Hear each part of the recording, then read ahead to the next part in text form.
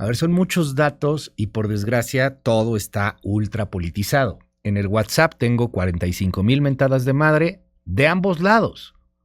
Los que son anti-chairos, pro López Obrador, anti López Obradoristas, me dicen que soy un vendido de Morena, un arrastrado, que la presidencia ya me dio dinero, para que hable bien y diga que disminuyeron los pobres. No, es que yo no digo nada, yo solamente doy a conocer una noticia. Pero al revés, los que son pro López Obrador, chairos, dicen que estoy vendido, que nada nos compete, que ni nada nos embona, ya sabe.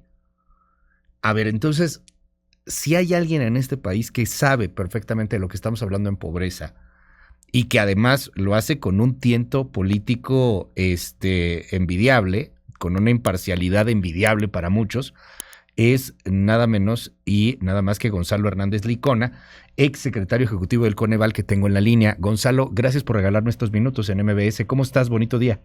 Hola, ¿qué tal? Qué gusto, Luis. Quiero saludarte como siempre, ¿eh? Oye, pues ya sabes, ¿no? Estos números siempre terminan por ser muy, muy politizados y te aprecio que nos tomes esta llamada para pues, platicar sin filias ni fobias sobre el tema. Ya nos adelantaba hace un momento, Pedro Tello, algunos datos, pero de entrada, de saque, ¿cómo lo ves? ¿Bueno, malo, regular? ¿Qué es lo bueno? ¿Qué es lo malo? ¿Qué es lo regular? Mira, como todo en la vida, pues hay de todo. Hay cosas que van bien y hay aciertos y hay desaciertos que van mal y así es ahorita lo que nos ha sucedido.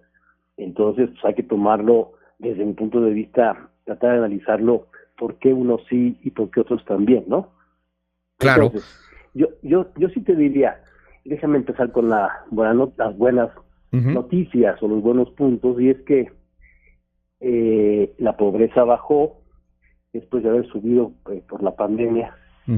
Y yo creo que hay un par de razones importantes, algunas importantes. Una es que nos recuperamos de la pandemia, o sea, el 2020 fue un golpazo para la economía, y la verdad es que no nos tocaba más que recuperarnos, digamos, es una recuperación.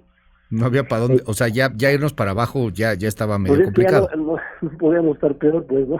Claro. Que el 2020. Entonces, cualquier cosa iba a ser de bajada, ¿no? Déjame hacer esta pequeña pausa primero, Gonzalo, para que podamos entender, porque yo entiendo que expertos como tú, los economistas, etcétera, pues comprenden perfectamente bien el tema, pero quienes no lo somos a veces se nos va el avión.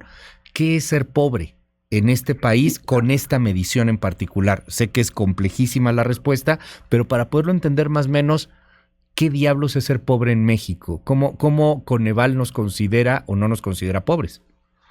Mira, es pobre una persona en México cuando su ingreso mensual no le alcanza para una canasta alimentaria más una no alimentaria.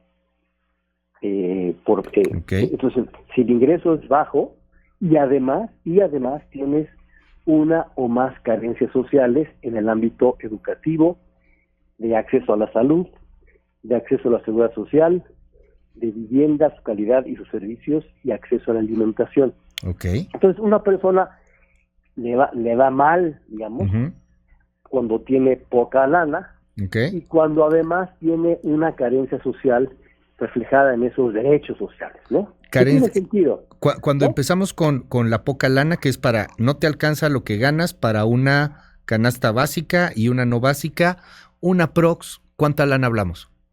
Más o menos unos 2,000, 2,200 pesos por persona al mes. 2,200 pesos al mes, ganas menos de eso. Exacto. Entonces, y además tienes una carencia social. ¿Qué puede ser? Por ejemplo, no va a la escuela el hijo. Por ejemplo, no tienes acceso a los servicios de salud, ni privado ni público.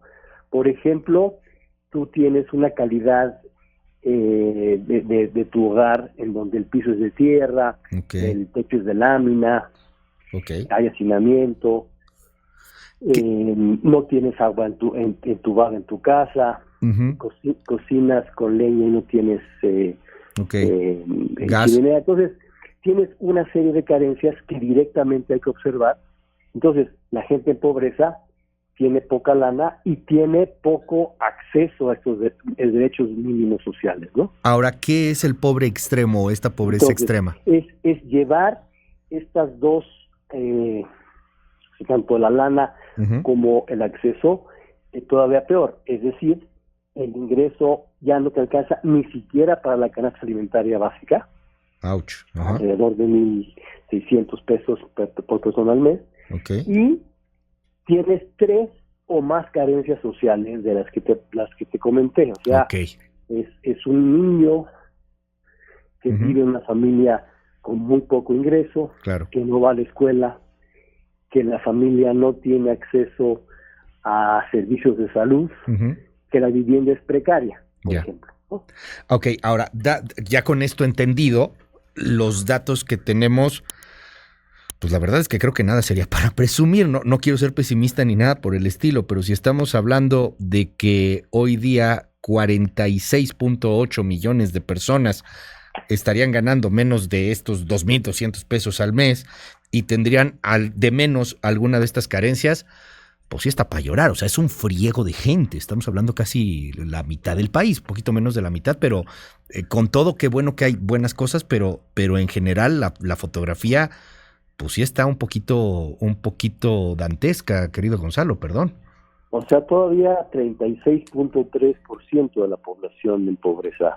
36.3, aquí estoy viendo. 36.3% de pobreza, que sigue siendo un nivel alto. Por supuesto, hemos andado en los 50, 40, 52, hemos venido fluctuando por varios años en una pobreza alta. Esta resultó menor, te digo, y bueno, la razón principal de que haya mejorado la pobreza en esta ocasión es una mejora en los ingresos de las laborales de la gente. Otra vez, es un rebote, o sea, en el 2020... Sí, nos fue muy mal en 2020 y no podía irnos peor. En mayo de 2020, 12.5 millones de empleos. Es un chorro. Y lo recuperamos, ¿no? 2, yo sí creo que el efecto de aumentar el salario mínimo fue benéfico en esta ocasión. Yo sí creo que eso fue un acierto que explica en parte. Y tercero, el monto de programas sociales entre 2018 y 2020 se duplicó.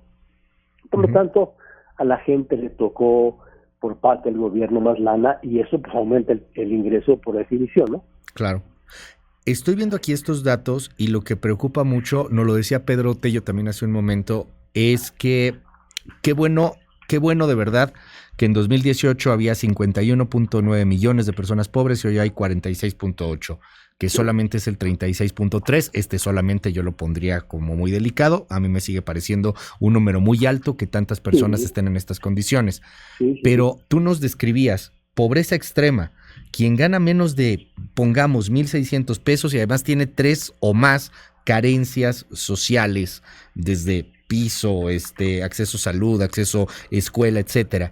Y ese número, Gonzalo, yo lo veo más arriba, porque en 2018 había 8.7 millones y en 2022 hay 9.1 millones más de pobres extremos. Pues, ¿qué pasó ahí? ¿Por qué hay más pobres extremos, aunque disminuye el número de pobres en general?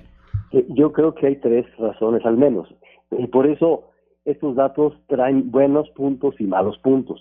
Y yo creo que hay que ver los dos y hay que aceptar los dos y hay que trabajar con los dos. Exacto. Unos para mantenerlos y otros para mejorarlos un chorro. Entonces, 3 razones desde mi punto de vista. La primera es que si bien, por ejemplo, yo decía, el aumento del salario mínimo fue benéfico para aumentar los ingresos laborales, este aumento no le toca siempre al trabajador informal o al trabajador rural, ¿no? Por lo tanto, el salario mínimo no le impactó a este grupo, que son los pobres extremos. 2, lo paradójico y lo extraño, la verdad, de la política social actual es que a pesar de que se duplicó el monto de apoyos sociales en 4 años, Sí. El porcentaje de familias más pobres hoy recibe menos apoyos sociales que hace 5 años. O sea, a este gobierno se olvidó de la focalización hacia los más pobres y por lo tanto la paradoja es, a pesar del incremento, para algunas familias pobres reciben menos que antes. Y esos son los más pobres. Y tercero, si algo nos ha ido re mal en este gobierno, re mal, es en el acceso a la salud. Okay. El gobierno, desde mi punto de vista, ha hecho, no me iba a decir otra palabra, un desastre con la salud. Okay. Haber quitado el Seguro Popular, haber inventado un INSABI que nadie entendió de qué se trataba. Y luego deshacer el INSABI. Luego poner un IMSS Bienestar que no hay lana para que funcione. O sea, sí, el acceso a los servicios de salud, esa carencia, Luis, aumentó en 30.3 millones de personas en 4 años. Básicamente, porque el gobierno hizo un desastre en ese campo. Por lo tanto, a los más pobres, que es los que tendrían el chance de ir a un servicio de salud público, es a quienes más les pegó. Y por lo tanto, esos 3 factores explican, desde mi punto de vista, por qué la pobreza extrema subió, mientras la pobreza más amplia bajó. Veía una nota hace algunos días en torno a los gastos catastróficos, a lo que le pasa a una familia que de pronto por alguna circunstancia tiene que erogar todo para salvar a alguien en una cuestión de salud. Toco madera, es espantoso, no se le desea a nadie, pero ya sea un cáncer, un asunto de un tumor espantoso, un derrame, no sé, algo que de pronto no estaba previsto, no tenía seguro, o aunque lo tenías, eso no te daba para poder sobrevivir, y bueno, pues subía de manera brutal, y me llama la atención porque al menos lo que se publicaba era que las personas con gastos catastróficos en 2018 habían sido 2.7 millones, y ahora en ellos miden hacia el 2020, era de 4.7, o sea, como que pareciera que van un poco de la mano este tema de la salud con estos gastos catastróficos que terminan por generar personas en pobreza o pobreza extrema. ¿Lo entiendo así, Gonzalo? El gasto de salud ha aumentado alrededor del 60% en estos 4 años. Tómala, qué fuerte. Entonces, por supuesto, la pandemia está en medio. Sí, claro. Pero más allá de la pandemia, es evidente, Luis, que la gente hoy paga, y son todos los más pobres, pagan más cosas que antes les pagaba con mucha claridad el Seguro Popular. Insisto, sin que el Seguro Popular fuera perfecto, O sea, el sistema de salud de 2018 que teníamos no era Dinamarca. Claro. Hoy menos. Hoy tenemos un sistema de salud mucho peor que hace 5 años. ¿Hacia dónde vamos con estos números? O sea, hay cosas buenas en programas sociales, aunque me llama mucho la atención y es difícil de pronto entrarle a la narrativa porque es muy política, pero los datos ahí están. Los más pobres, los más fregados están recibiendo menos recursos de lo que recibían antes. O sea, a lo mejor hay otras personas que sí están recibiendo programas, pero por lo que vemos, parece que los más, los que están abajo, son los que menos apoyos están obteniendo. ¿Hacia dónde vamos como país en el futuro cercano, dadas estas tendencias que estamos viendo? Mira, Gonzalo, ¿qué habría que cambiar? Hay dos respuestas. Déjame darte la optimista primero, si me lo permites. Por favor. A ver. Vamos a hacer el ejercicio de wishful thinking, o de qué bueno que hubiera sucedido. Imagínate que no hubiera pasado la pandemia, ¿no? Sin pandemia, lo que hubiéramos visto es reducción de pobreza en 2020 y en 2022. Lo cual implicaría que la pobreza vendría bajando desde 2014 hasta 2022. ¿Cierto? Es decir, así es. México no empezó en 2018. O sea, de 2014 a 2018 hubiera bajado la pobreza y sin pandemia hubiéramos seguido bajando la pobreza, como ya vimos. Entonces, la pandemia fue un chipote horroroso. Entonces yo digo, si los 2014 a 2022 la pobreza viene bajando, pues qué bueno sigamos así en lo que estemos haciendo, en cosas que estemos haciendo lógicas, y sigamos por ahí, ¿no? Uh-huh. Esa es la visión optimista, digamos, ¿no? Ok. En donde implican varios, dos gobiernos diferentes, ¿eh? Ya. Igual que pasó entre el 96 y 2006, el periodo de más reducción de pobreza que hemos tenido en 30 años sucedió entre 1996 y 2006. Ok. O sea, esa reducción palidece en ese proceso, ¿no? Ok.